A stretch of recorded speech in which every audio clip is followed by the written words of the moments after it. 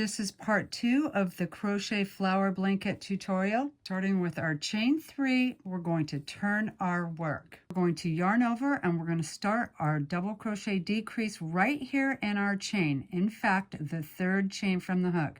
So 1, 2, and 3. Try to go under both loops of that chain. Let me get my yarn out of the way. Both loops of that chain, if possible. It'll make it look better. Yarn over, pull up a loop, 3 loops on the hook, yarn over and pull through 2.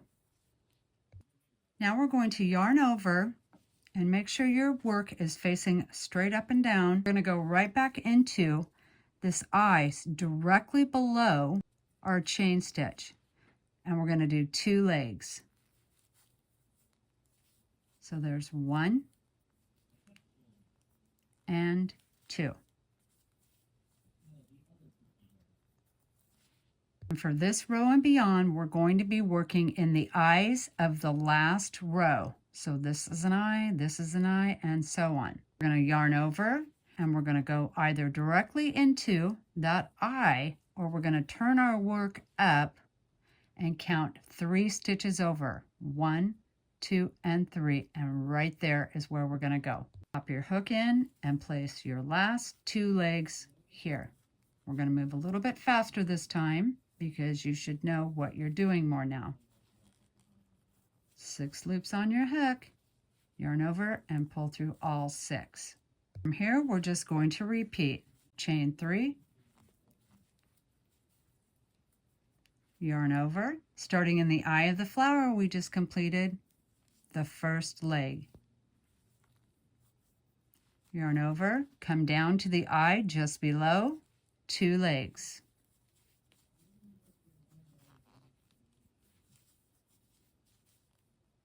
We now have 4 chains on the hook. We're going to skip on over 1, 2, and 3 stitches and go right into the middle of the next eye for our last 2 legs.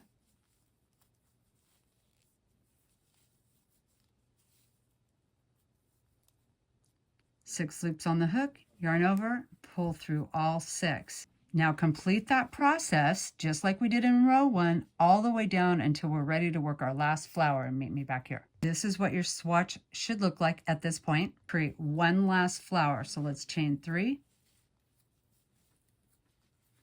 yarn over. We're going to go into that top of the eye,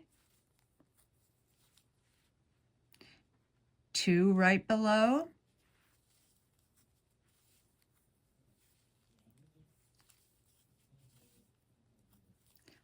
4 loops on the hook. Now, where do those last 2 go? We're going to count 3 stitches over. So turn your work up. There's 1, 2, and 3. And the third one, if you turn it just towards you, you can see them really well. 1, 2, and 3. The third one, if you're holding your project upright, looks like it's on the curve, on the slant.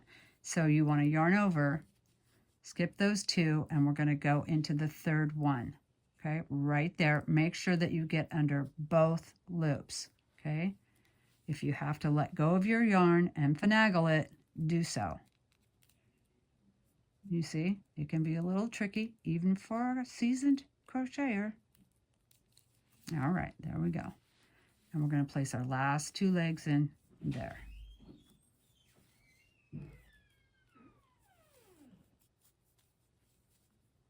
Okay, 6 on the hook. Yarn over, pull through all 6. That one's a toughie. This is what you should have after row 2, and from here you just repeat row 2 for as large as you would like your blanket. It's definitely not a beginner pattern, but there's absolutely no reason that an advanced beginner can't pull this one off. Have faith in yourself, give it some practice, DM me with questions. Here's the secret sauce. In order to create this blanket in any size that you would want, you just need to have a multiple of 3. So 3, 6, 9, 12, whatever it is. You would like a 34 by 34 blanket and you're using a standard 4-weight yarn, 156 chains is going to get you really close. You can use any yarn you want, so just chain until your chain reaches 34 inches by measurement, and you're good to go. And as much as I tried, when you're doing a 2-part tutorial or something that's an advanced intermediate project, you definitely are going to be a little bit wordy, so we're just going to have to accept that Nancy is wordy. So if you appreciated this tutorial and the wordiness of it all, I'd so appreciate a follow, a like, and a share, and definitely leave me comments. Let me know what you love. Go easy on me when you let me know what you don't. Until next time, bye!